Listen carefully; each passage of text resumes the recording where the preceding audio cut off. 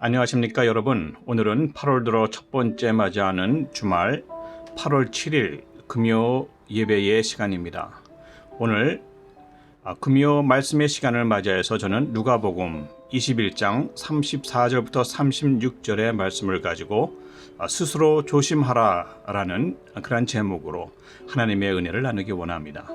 제가 여러분에게 누가복음 21장 34절, 36절의 말씀을 봉독해 올려드리겠습니다. 너희는 스스로 조심하라. 그렇지 않으면 방탕함과 술 취함과 생활의 염려로 마음이 둔하여지고 뜻밖의 그날이 덫과 같이 너희에게 임하리라. 이날은 온 지구상에 거하는 모든 사람에게 임하리라.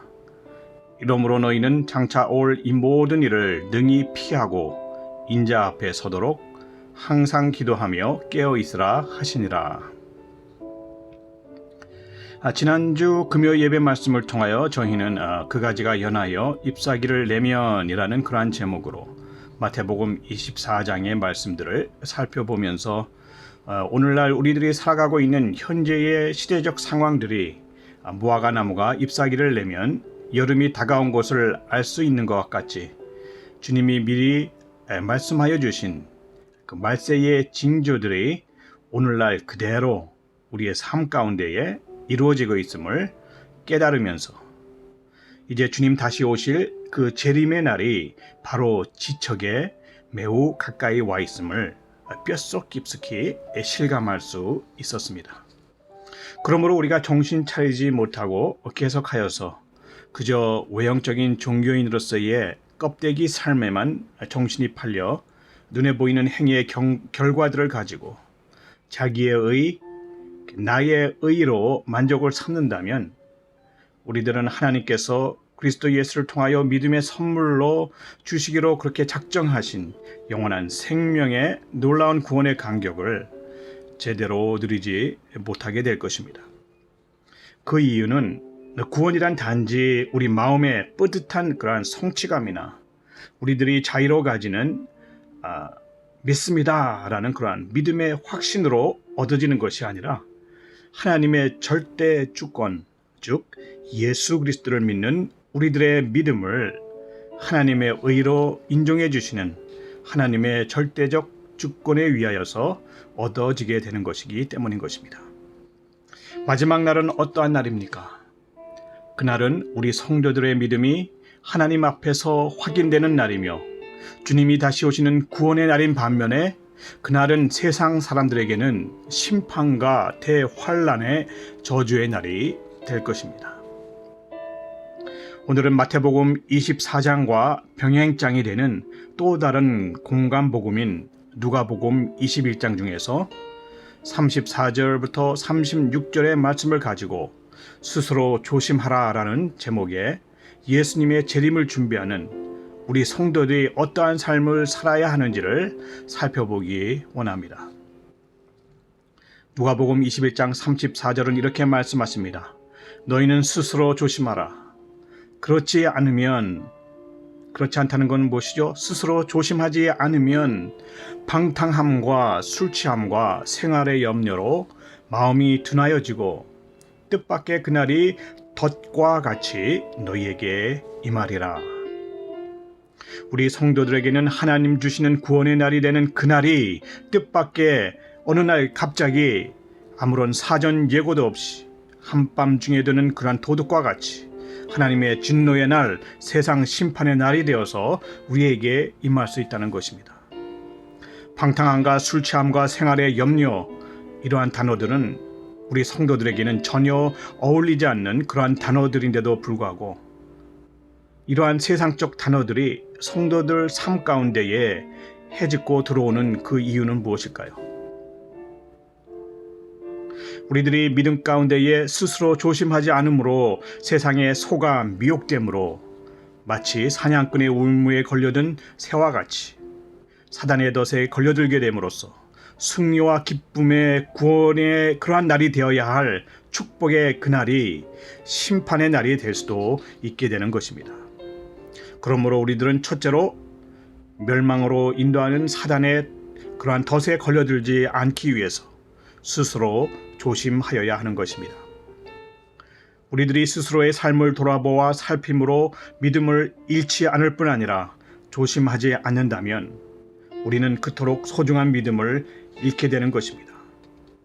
그 믿음으로 말미암아서 어떠한 어려움도 참아내고 인내하며 구원을 지키기 위해 땀 흘려 살아가야 하는 오늘날과 같은 마지막 때에 오히려 방탕함과 술 취함에 빠짐으로 심판과 저주의 상 가운데에 떨어질 수 있는 것이죠.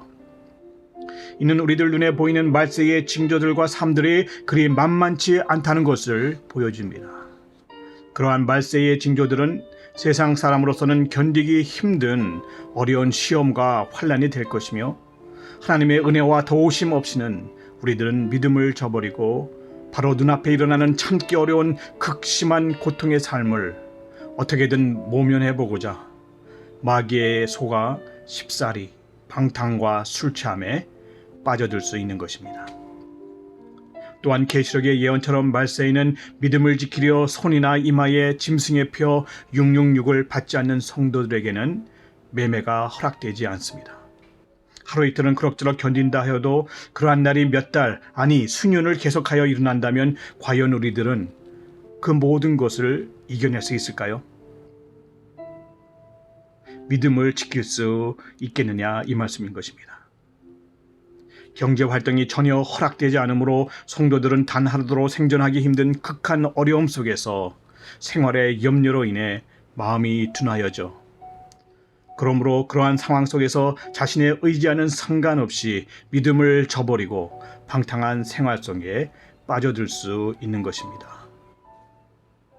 그러므로 잠언 4장 23절은 무릇 지킬 만한 것보다 더욱 내 마음을 지키라. 생명의 근원이 이에서 남이라. 이렇게 말씀하셨던 것이죠.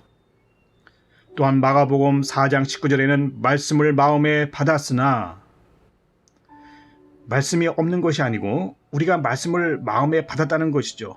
그럼에도 불구하고 세상 염려와 재리와 일락의 기운이 막혀 말씀으로 온전히 결실지 못하여 구원을 얻지 못한다고 말씀하시는 것입니다. 누가복음 8장 12절에서는 성도들이 하나님의 말씀을 믿고 구원을 얻지 못하는 그 이유가 바로 마귀가 그 말씀을 마음에서 빼앗아 가버리기 때문이라고 하셨습니다. 여러분, 그리하니 우리가 어떻게 해야 합니까? 우리 성도들은 스스로 조심하여 우리의 마음을 지켜야 하는 것입니다. 아멘. 마태복음 24장 37절에 예수님께서는 노아의 때와 같이 인자의 임함도 그러하리라 이렇게 말씀하시면서 주님 재림 때의 사람들의 삶을 설명해 주고 계십니다. 노아의 때 세상 사람들은 죄악에 관영한 이 세상을 물로써 심판하시겠다는 하나님의 경고의 말씀을 방주의 문이 닫히고 비가 내리기까지 무시하고 믿지 않았습니다. 이처럼 미련한 짓거리가 어디에 또 있겠습니까? 그들은 그저 심판의 비가 쏟아져 내리기 바로 직전까지 평소와 하나도 다름없이 세상 향락에 빠져 먹고 마시고 시집가고 장가를 들며 온갖 악한 일들을 자행하였던 것입니다.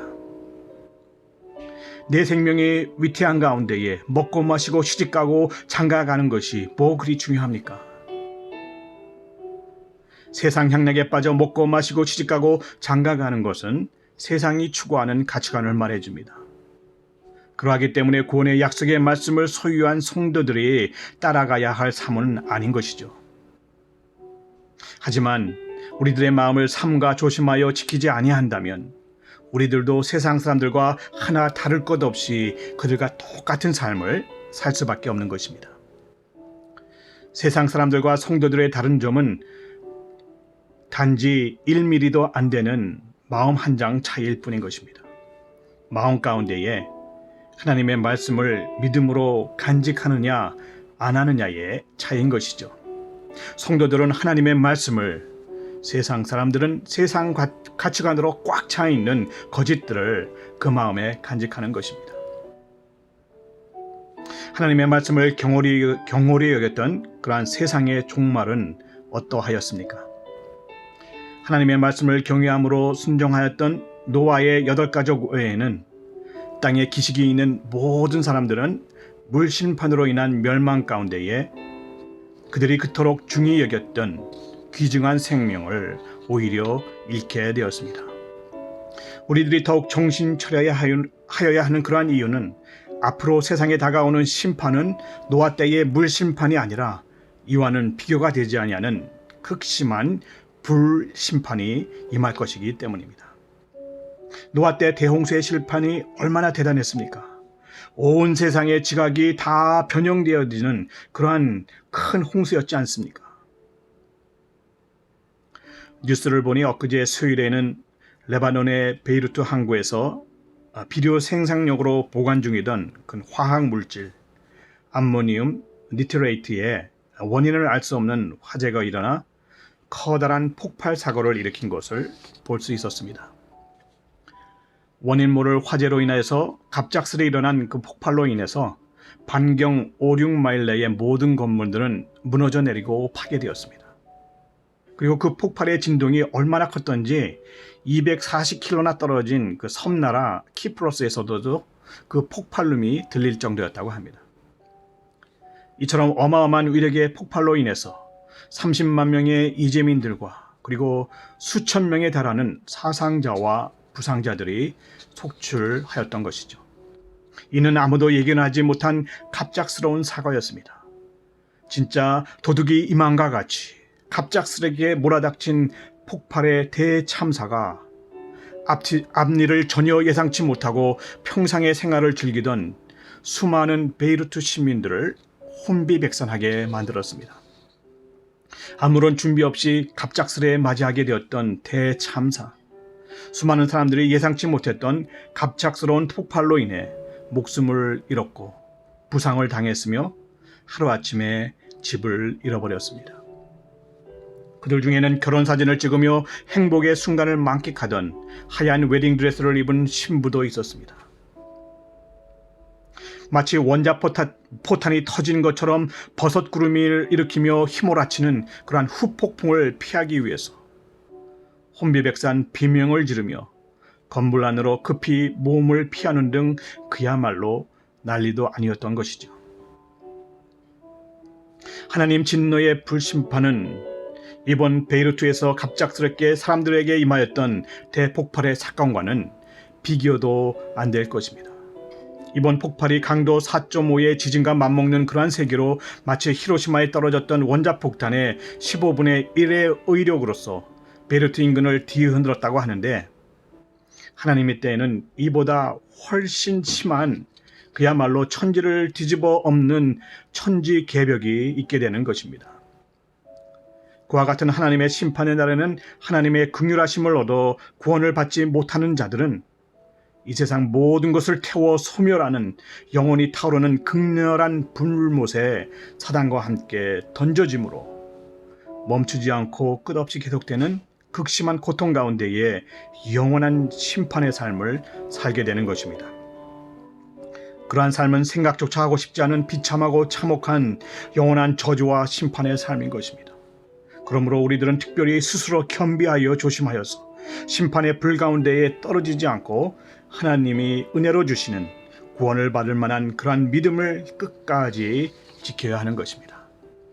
우리들의 마음은 하나님의 말씀과 믿음을 담는 그릇인 것입니다. 그러므로 믿음의 마음이 둔하여지지 않도록 우리 모두 양날선 검과 같은 날카로운 하나님의 말씀과 성령의 능력으로 깨어 있어야 합니다. 이날은 온 지구상에 거하는 모든 사람에게 임하리라. 이날은 과연 어떤 날입니까? 이날은 하나님의 심판의 날입니다. 이날은 온 지구적으로 모든 사람들에게 찾아오는 날인 것이죠. 이 심판의 날을 피할 자는 이 지구상에는 한 사람도 없는 것입니다. 마태복음 24장 30절의 말씀에 그때의 인자의 징조가 하늘에서 보이겠고 그때의 땅의 모든 족속들이 통곡하며 그들이 인자가 구름을 타고 능력과 큰 영광으로 오는 것을 보리라 하셨습니다. 그러므로 이러한 환난을 피하고 대비하기 위하여 우리는 둘째로 주님 재림의 날이 반드시 있음을 잊지 말아야 합니다. 첫째는 뭐라고 했죠? 첫째는 멸망으로 인도하는 사단의 덫에 걸려들지 않기 위해서 스스로 조심해야 한다고 말씀드렸습니다. 둘째는 주님 재림의 날이 반드시 있음을 기억해야 되는 것입니다. 마태복음 24장의 노아의 때와 같이라는 그러한 교훈을 통하여서 우리는 하나님의 말씀이 반드시 이루어지는 역사적인 진실된 그러한 말씀임을 기억하고 오늘날 이 땅을 살아가는 모든 사람들에게 주의 재림이 분명코 임한다는 것을 믿어야 하는 것입니다. 인류의 지난 역사를 되돌아보고 역사가 주는 교훈들을 자신의 삶 속에 적용시키는 사람이야말로 마지막 때에 생명을 얻는 지혜로운 사람이 될 것입니다. 지혜의 솔로몬은 전도서 3장 1절 2절의 말씀에 이렇게 말씀하십니다. 천하의 범사가 기한이 있고 모든 목적이 이를 때가 있나니 날 때가 있고 죽을 때가 있다라고 말씀하셨습니다. 모든 것에는 이처럼 하나님이 정하신 때와 기한이 있습니다. 그러므로 우리 모두는 이 땅에 주님이 재림에 반드시 있다는 사실을 믿고 남은 생애를 자신의 욕심과 향락을 위한 그러한 삶이 아니라 만물의 주인 되시는 주님을 위한 삶을 살아가도록 해야 하는 것입니다. 누가복음 21장 36절의 말씀에 이러므로 너희는 장차 올 이 모든 일을 능히 피하고 인자 앞에 서도록 항상 기도하며 깨어 있으라 하시니라. 그러므로 장차 올 하나님의 심판을 능히 피하기 위하여 우리는 셋째로 항상 기도함으로 깨어 있어야 합니다. 첫째는 스스로 조심해야 합니다. 둘째는 주님의 재림의 날이 반드시 우리에게 임함을 믿어야 하는 것입니다. 셋째로 항상 기도함으로 깨어 있어야 하는 것을 지금 말씀드립니다. 예수님이 이 땅에 다시 오시는 날은 하늘의 천사도 모르고 아들도 모르고 오직 아버지만 아신다고 하셨습니다. 그럼에도 불구하고 많은 사람들이 그때가 언제인지 알아내려고 성경을 보며 연구하고 머리를 짜내어 애써 힘을 써보지만 이 모든 것들이 헛수고일 뿐 이때가 종말이다 저때가 종말이다 오히려 사단의 장난에 놀아나게 될 수도 있게 되는 것입니다. 성경은 우리가 때와 시기를 알기 위하여 성경을 깊이 파서 연구하고 공부하고 가르치지 않습니다. 성경은 우리들이 생명의 양식인 성경을 부지런히 읽고 그 말씀을 주야로 묵상하여 장차 닥칠 하나님의 심판을 능히 피하기 위하여 항상 기도하며 깨어있으라고 권고하시는 것입니다.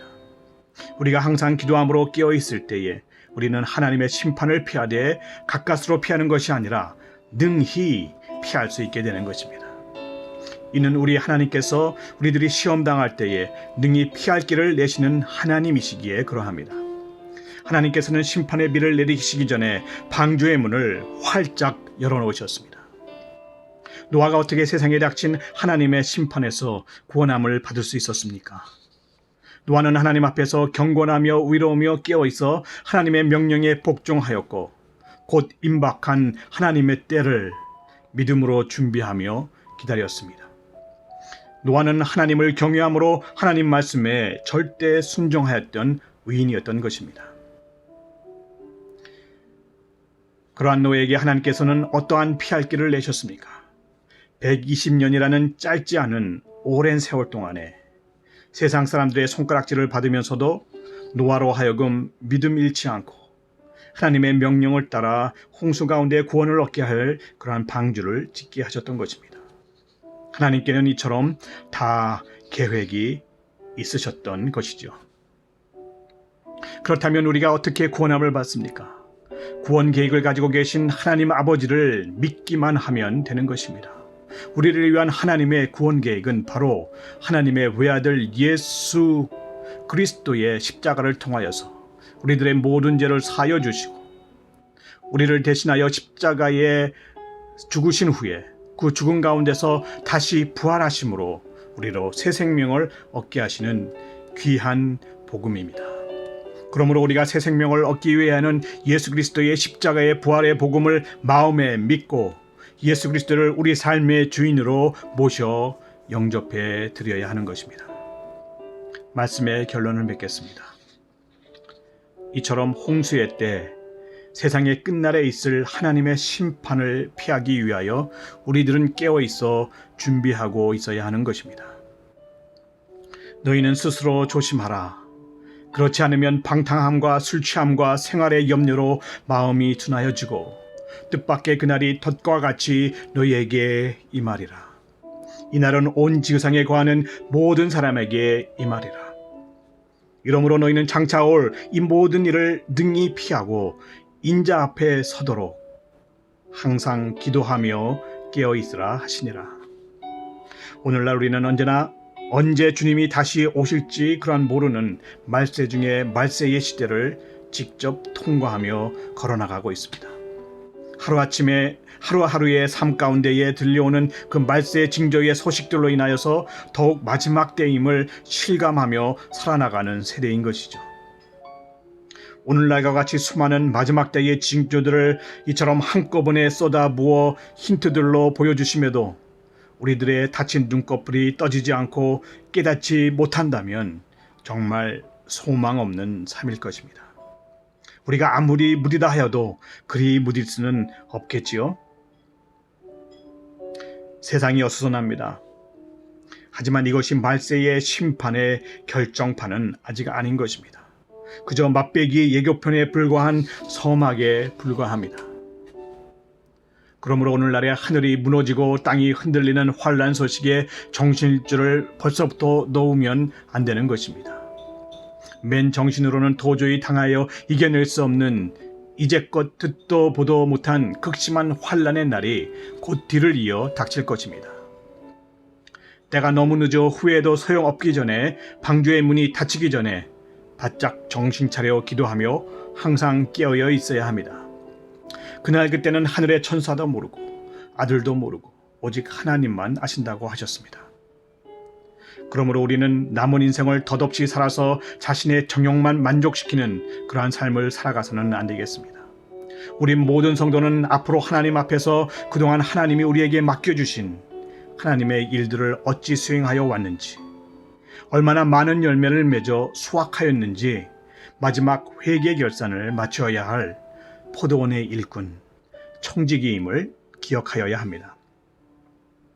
혹 그러한 우리의 사명을 잠시 잊어버리고 긴장의 끈을 놓고 살아계시지는 않습니까? 그렇다면 바로 이 순간, 지금 이 순간이 기회인 것입니다. 돌같이 굳은 마음으로 그러한 돌같이 굳은 그러한 마음을 제하여버리고 굳게 감겨진 두 눈을 뜰 수 있는 절호의 기회인 것이죠. 눈을 크게 뜨십시오. 지금 눈을 못 뜨면 영원히 못 뜰 수도 있는 것입니다. 우리는 심판이 두려워 오금을 지르는 세상에 속한 자들이 아니라 우리에게 주어진 사명을 감당함으로 주님께서 베푸시는 칭찬과 큰 상급을 기대하며 소망 가운데 살아가는 하나님의 귀한 자녀, 하나님의 청지기들입니다. 이제 우리는 모두 슬기로운 종이 되어서 어려움의 때를 맞이하여 더욱더 경건하고 위로우며 깨어 있으므로 문 밖에 임박한 주님의 재림을 기다려야 합니다. 누가복음 22장 28절부터 30절의 말씀을 읽어드리며 말씀을 맺겠습니다. 너희는 나의 모든 시험 중에 항상 나와 함께한 자들인즉 내 아버지께서 나라를 내게 맡기신 것 같이 나도 너희에게 맡겨 너희로 내 나라에 있어 내 상에서 먹고 마시며 또는 보좌에 앉아 이스라엘 12지파를 다스리게 하려 하노라. 우리는 모든 시험 중에 예수 그리스도와 함께 하는 자들입니다. 이 말씀은 역으로 생각하면 모든 환난과 시험 가운데에 우리 주님께서 항상 우리와 함께 동행하여 주신다는 이야기입니다. 우리의 기업, 우리의 상급은 예수님과 함께 맡아 다스릴 하나님의 나라이죠. 장차 우리는 예수님과 한 상에 둘러앉아 먹고 마실 것이며 예수님과 함께 보좌에 앉아 이스라엘 12지파, 하늘나라의 모든 백성들을 다스리게 되는 권세를 누리게 될 것입니다. 예수님은 언제 어디서나 우리들을 예수님의 모든 사역의 동역자로 불러주셨습니다. 그러므로 그러한 축복된 자리를 사모하시면서 온갖 환난과 시험이 쏟아부어져 있는 그러한 마지막 학기 말 시험 기간 동안에 항상 자신을 돌아보아 스스로 조심하며 항상 기도함으로 깨어 있으시기를 예수님의 이름으로 축원드립니다. 스스로 조심하라는 것은 주님 안에서 항상 기도하며 깨어 있으라는 하나님의 명령인 것입니다. 기도하시겠습니다. 구원자 되신 우리 주 하나님 아버지, 때가 심히 악합니다. 때가 실로 험합니다. 우리의 눈을 들어 하늘을 바라보게 하시고 영광의 보좌에 앉아 우리를 지켜보시는 예수님의 얼굴을 바라보게 하시옵소서. 항상 깨어 기도하며 다시 오실 주님을 기다리며 마지막 그날까지 믿음 잃지 않고 충성 다하는 선한 청직이 되어서 주님의 기쁨 되는 우리들 되기 원합니다. 끝까지 우리의 손을 붙들어 주시옵소서. 마지막 순간까지 동행하여 주시옵소서. 우리들의 구원자 되신 예수 그리스도의 이름으로 간절히 기도드립니다. 아멘.